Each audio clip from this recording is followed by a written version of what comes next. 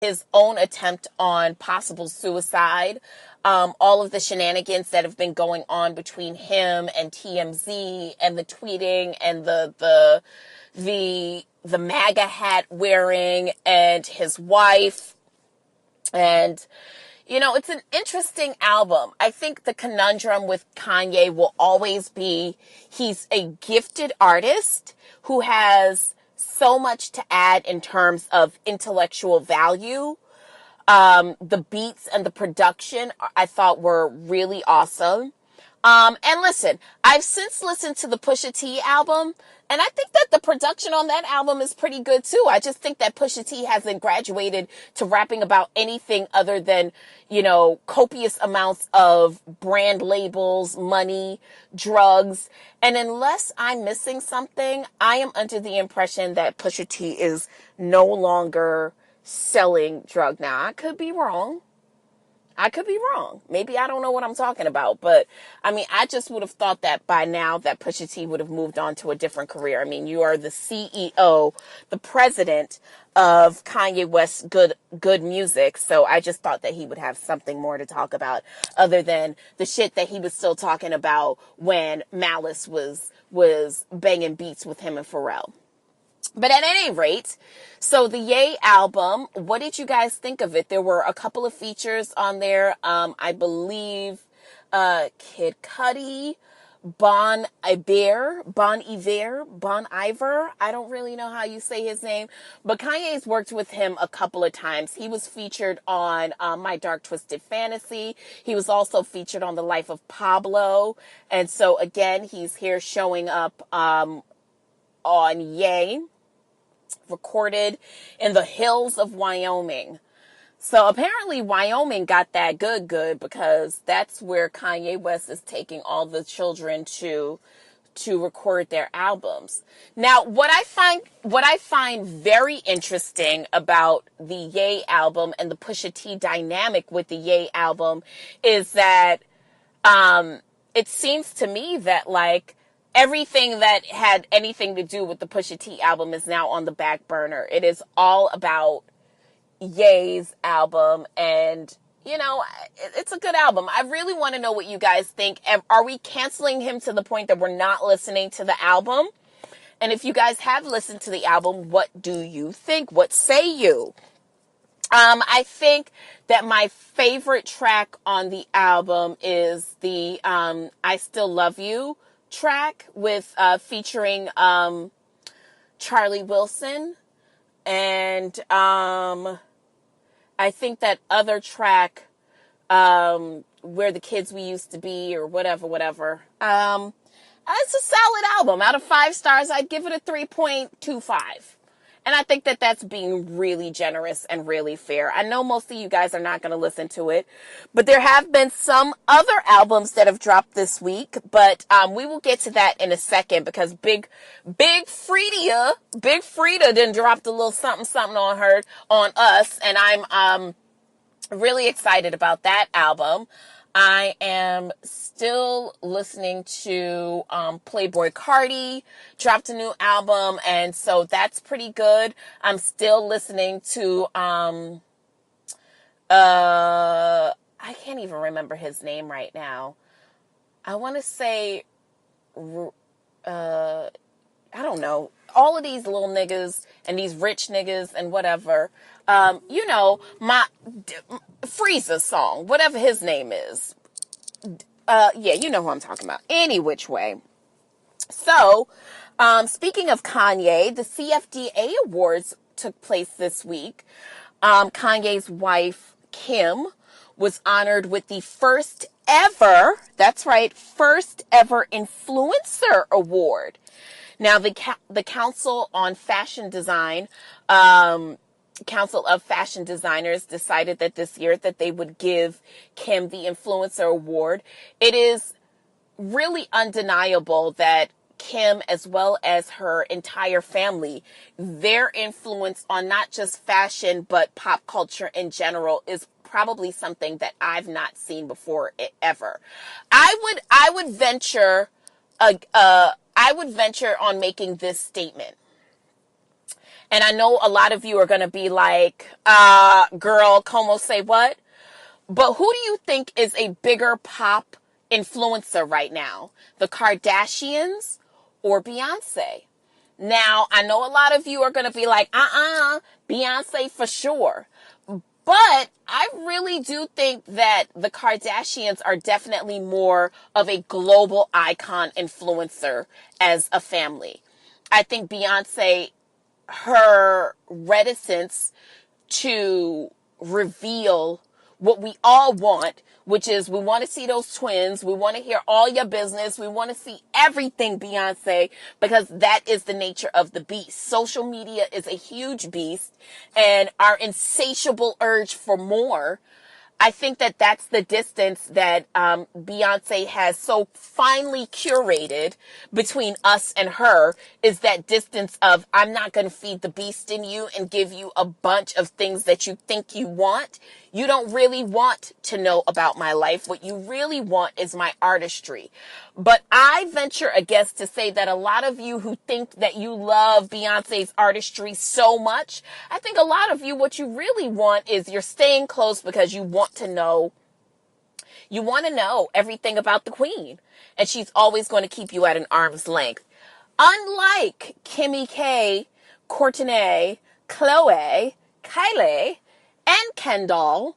Oh, and not to forget Kanye, Mother Chris, and Mother Corey with the birthing hips. If there's one thing I can't stand, it's a nigga with birthing hips. I can't. Now listen, I'm not trying to body shame nobody, but there is something about a man with birthing hips that just does not fly right with me. I'm not into it, y'all.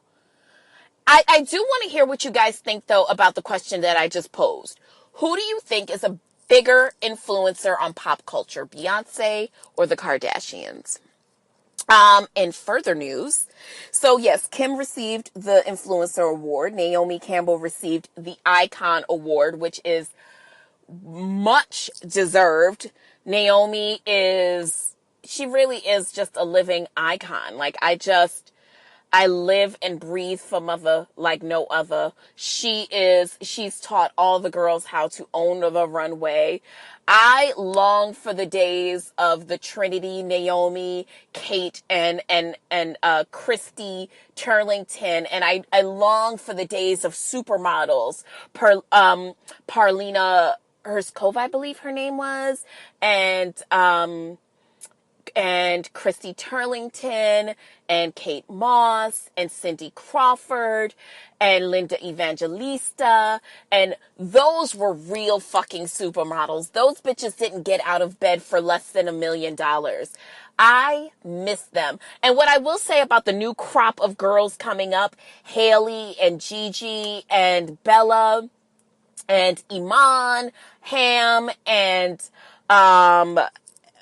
Winnie Harlow, who we're going to get into her. We're going to get into her in a minute because she definitely violated. And Adwo, Aboa, and just all those girls. I mean, I live. And I live for the vibe that you guys are giving. So the CFDA Awards was hosted by one of our faves, Issa Rae. And just so you guys know, Insecure will be back this August, I believe. So look out for that. I believe they're already starting to do press tours and starting to drop little tiddlywinks on us. So I'm really excited about the new season of Insecure. But our fave, Miss Issa Rae, who looked fabulous at the CFDA Awards. If you guys didn't see her, she wore a custom Pure Moss blue jumpsuit, and she wore a belt that read "All niggas are stars," and I could not agree more. I just love Issa Rae down. And I know a couple of weeks ago you guys were trying to come for her Hard Body Karate because she wrote her book, and there's always this gap between when you're on the crux of being famous, where people want to go back to the time where you weren't so famous and dig in the crates for shit that you might have said, or get you on that aha gotcha moment. But I don't think that I think she said some things about some Asian people that might not have gone over too well. But nonetheless, I still love Issa Rae, so joke's on y'all. Issa hosted the event and she talked about various things, one of which she said, and I quote, I'm about as fashionable as Kanye is black, only when convenient. That joke was my choice, just like slavery. Now, I don't know what Kim K's reaction was to that joke. I definitely slapped my leg a couple of times like, ha ha! Not like I was there, but I just watched it on Instagram like the rest of you losers. But nonetheless, I definitely think that, you know, I think that Kim has a thick skin. And I think that Kim is definitely used to being talked about. And let me say this. I know that a lot of us hate Kim because of the cultural appropriation, because of the I don't see color type shit, because of the Donald Trump visit. Yes, Kim K about a week ago on a mission for jail reform. And also on a mission because she has since been involved in the seeking amnesty in a court case for a elderly woman who was given an unbelievable amount of jail time for really what amounts to a misdemeanor. So Kim went to the White House to speak to President Trump, not just on behalf of this woman's case, but to talk about prison reform in its totality. Now, one of the things that President Trump was quoted on saying to her was that her and her husband were in fact helping to bring Trump some much needed black attention, and they were definitely helping him in his case of, wanting black people to kind of cape up for him and stop dragging him the way that we do. Listen, I think that I personally, and I know that you guys are going to be like, oh girl, what? I like Kim. I do. Because you know what? Let's think about it from this standpoint. Okay, so the cultural appropriation aside, because I know many of you have worn, India had no moccasins with your Peruvian hair in. And, I know many of you have, what's the line that we are drawing in the sand for appropriation? Should we not wear kimonos? Because I love a good kimono, okay? A good kimono can hide a wealth of fat back, okay? So a kimono is my go-to. And if some of you boys is go-to too, don't look at me like that, like, oh, you're going to cover up the fat with the kimono. Yeah, you ought to be covering up that fat with the kimono too, bitch. But where's the line that we draw in the sand? I think that one of the things that it seems that we are missing in this life right now is just a little bit of grace for one another. I get it that we don't like Kim and her family because of the kind of the bullshit that they bring, the bullshittery, I've never had surgery. Girl, you've had surgery. We know you've had surgery. We know you have, we know that your sister's face, I don't remember. I watch old episodes of Keeping Up with the Kardashians, and sometimes I'm remiss by looking at young Kylie because she doesn't even seem like the same person. She doesn't look like the same person. She definitely looks like she's the daughter of Big Ange. Rest in peace to Big Ange.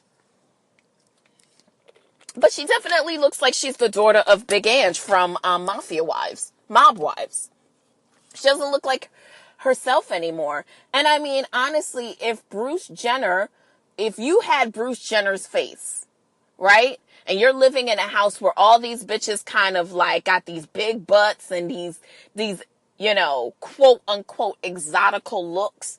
I think you would be like a little bit pitching a fit as well. I think you'd have a problem with it as well. So, listen, I get it. There's enough judgment to go around as it pertains to the Kardashians, but haven't we all been chopped down by a few niggas in our lives? And if there was a camera following us, it probably wouldn't look that good for us.